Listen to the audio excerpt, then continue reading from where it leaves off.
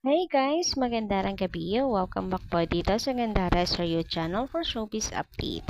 Andito na naman nga po akong muli, nagbabalik. Ang nagmamaganda po ninyo kajismosang Kimpaw, wala na pong iba, si Gandara, upang magatid sa inyo ng latest update and fresh happenings patungkol kay Kim Chiu and Paolo Avellino. And para nga sa gabing ito, ang tatalakayin natin at pag-uusapan ay may kinalaman nga dito guys sa magjusawa coded ang Kimpaw. So, si MJ pilit na hinuhuli ngayon ng Kim Pao. Pansin ko yan.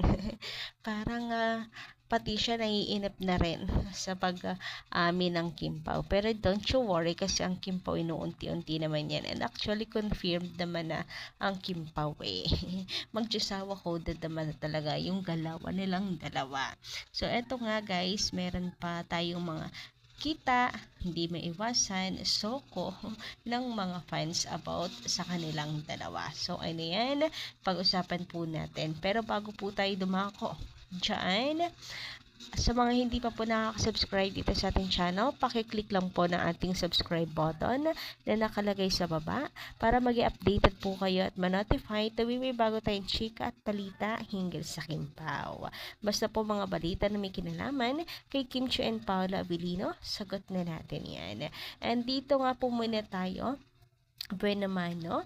About sa public apology na binigay kay Kim Chiu. So, I don't know kung dito ba talaga ito nagsimula. Pero kung sa kanya man, well, thank you sa paglinis ng pangalan ni Kim. But no thanks kasi parang wala na eh. The damage has been done. Na ano na si Kim eh. Na tagtad na ngayon ng bashing eh. Grabe na bastos na si Kim Chiu ngayon. Binabastos na yung mga pictures niya, mga tarps niya, na which is hindi na tama. Hindi na tama yung ginagawa nila. Grabe yung hate nila kay Kim Chiu na para bang napakalaki ng kasalanang nagawa niya. Eh, wala naman siyang kasalanan at all. Just a misinterpret. Misinterpret talaga yan eh. Di lang talaga tama pagkakaintindi nila, 'di ba? So, thanks na no thanks. So, paano nga ba? Bakit nga ba napunta yan dyan? So, ito yung explanation niya. Ewan ko pa kung tatanggapin natin. Eto. Humihingi po ako ng sorry, Ma'am Kim Chiu. Script lang pala yung deserve na sinasabi mo. At sabi kasi ng asawa ko, si Duterte pinaparinggan mo. Inaasar lang pala ako ng asawa ko, kaya na-post ko. Kala ko po si Tatay Diggs pinapatamaan mo. Taos puso ko po humihingi ng sorry, ma'am. Binura ko na po mama. Buti, di galit si Ma'am Kim Chiu. Buti na lang talaga, hindi nagalit sa'yo si Kim Chiu.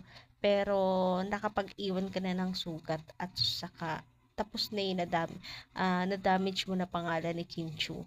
At parang hindi kasi kapanipaniwala. Base kasi sa post niya, nanood daw siya. So, kung nanood, bakit hindi niya alam? Sinabi lang daw pala ng asawa niya na gano'n, niloloko lang pala siya. So, hindi siya nanood. Asawa niya yung nanonood. Di ba parang magkaiba yung statement, hindi magkatugma. Gano'n. Parang gusto na lang mga tuwiran kanyan. So, buti na lang talaga hindi galit sa'yo si Kim Chiu. Nakakahanga rin naman si Kim, napakamakumbaba. Ito nga sagot ni Kim Chiu, guys. Ay, ito pala muna tayo. Sabi dito, nag-apologize na yung unang nagpakalat ng fake news. Pero anong magagawa nito? Nasiraan na si Kim Chiu at hanggang ngayon binabato pa. Yan nga yung sinasabi ko. Parang thanks na no thanks. Kasi wala eh. Kahit mag-apologize siya, wala na eh. Sira na yung pangalan ni Kim Chiu eh. Patuloy pa rin siyang binabatikos eh. Parang walang kwenta lang din yung apology niya. Kumalat na eh. Samantala, ito naman nga sagot ni Kim Chiu, mahalaga po mag-hashtag fact-check bago maghusga at akusahan ng isang tao. Let's all be responsible citizens.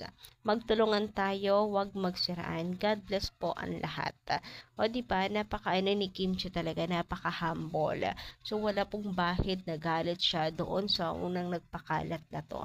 Grabehan na. Napakasakit lang sa puso na grabe yung hatred na natatanggap ngayon ni Kim Chiu talaga. Kahit may apology na, wala na. Ayan no, mayroon pa nga pong pagbura ng mukha ni Kim Chiu sa kanyang pong sariling tarp with Julie. Grabihan, ang sakit sa mata makita nito guys, promise. May tala sabi naman dito, ewan kung sino ba talaga ang tunay na bangag, ilang araw lang tuwang-tuwa pa sila. Puro now, pero now, ay, ewan lol. Yes, guys. Actually, ngayon na nga po, meron akong nababasa na, buti na lang pala sumama ng mapayapa si Tatay Tigs. Kasi, bitag pala niya yun. Nahuli niya sa bitag, matalino daw talaga si Tatay Tigs, ganyan. So, masaya sila sa pagkakakulong. Kasi, nahuli daw sa sa bitag ni Tatay Diggs yung namumuno ngayon si President BBM.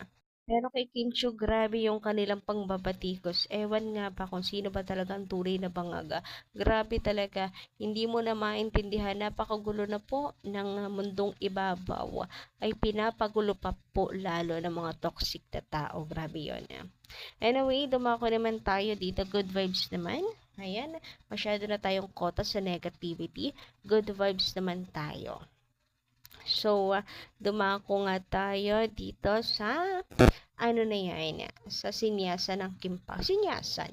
Kasi lagi nagtitinginan yan eh, bago sumagot si Pao, tingin yan kay Kim, bago sumagot si Kim, tumitingin yan kay Pao. Parang coded na nila yan. Ano muna, hingi muna ng permiso sa isa't isa. So, sabi dito, tignan mo, ayaw magsalita ni Pao kasi nakadepende siya kay Kim. Hindi talaga magsasalita si Paulo hanggat walang signal galing kay Kim. Takot lang yan ni Paulo kay Kim, kaya ayaw niyang pangunahan si Kim. Na kay Kim talaga ang susi nilang dalawa. Hayaan mo na yan, MJ. Wala ka talaga dyan makukuha kasi hindi talaga yan naamin si Kim. Sa ngayon kasi bago pa lang sila ni Pao. Hintay na lang tayo ng mga 3 years. Sila aminin niyan na sila na.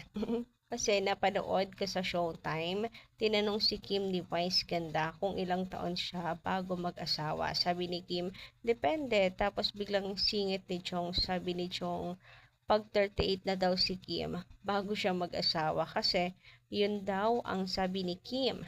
Kaya hinampas ni Kim si Chong, sabi-sabi ni Kim, uy, grabe.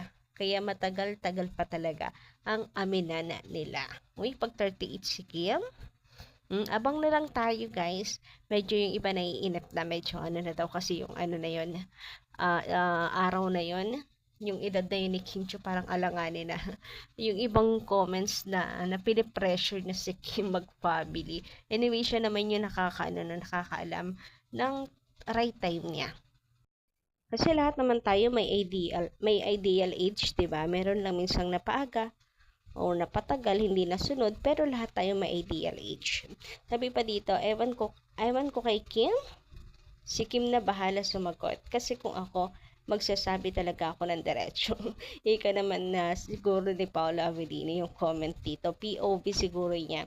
Sasabihin ni Kim. Kaya ewan ko kay Kim. Tinuloy na eh. Dinugtungan na yung sinabi ni Paula Avelino. Grabihan nga yun. Pero, o nga no, uy, grabihan na.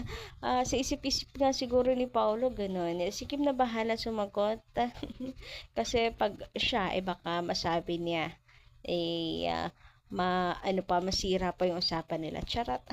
Anyway, dumako naman tayo dito sa pinaka-sentro ng ating update, which is ito ang paglapag po nila sa Pilipinas na Kim Pao from LA. So, kung mapapansin niyo guys, nagkabukingan na nung lumabas or nung pagbalik nila ng Pinas. Nagkabukingan talaga. Parang yung mga pruweba, yung mga spekulasyon natin na sagot nung bumalik na sa Pinas ang Kim Pao, 'di ba? Like nitong jacket, 'di ba? Ayan, coat na suot-suot ni Kimi. Kay Pao kasi talaga 'yan, 'di ba? Ayan, pinag-uusapan natin yan nung nakaraan. Which is now is confirmed. Confirmed na kay Pao po talaga yan. Magjusawa coded talaga tong dalawang to eh. Kasi tingnan mo to. yan o, yung jacket, yung detail sa jacket ni Kim kung natitigan nyo. And itong suot-suot ni Paolo Avellino nga, dyan sa picture na to. 'Di ba? Iisa lang. So, confirmed na confirmed. Kay Pau talaga yung suot ni Kim. Nagdoble talaga si Pau. Nag-ready para kay Kimi. 'Di ba? Hirap nga naman 'di ba magbitbit. Ano ka, girly-girly tapos may bitbit ka ng coat, jacket, ganyan. So si Pau na yung nag-adjust. Ibibigay na lang niya kay Kim kapag pwede na. Siyempre pag rampa hindi yun pwedeng suotin ni Kimi eh. So for the adjust ng person si Paulo. Kaya dami nagsasabi na paano hindi mo maiisip, 'di ba, na sila na. Bukod sa mag-jowa coded, parang mag-jusawa coded na nga daw. Ay, grabehan sa mag-jusawa coded. Anyway, ayun na nga. Basta galawin ng Kimpaw. Sila na di lang umaamin pa sa ngayon. Siguro hindi pa talaga ito yung right time. Hindi pa nila naaamoy na ito na yung right time. Anyway, ang ganda ito lang muna ating update. Maraming salamat sa pakikinig. And kita-kits po tayo sa susunod dating balita. Good night!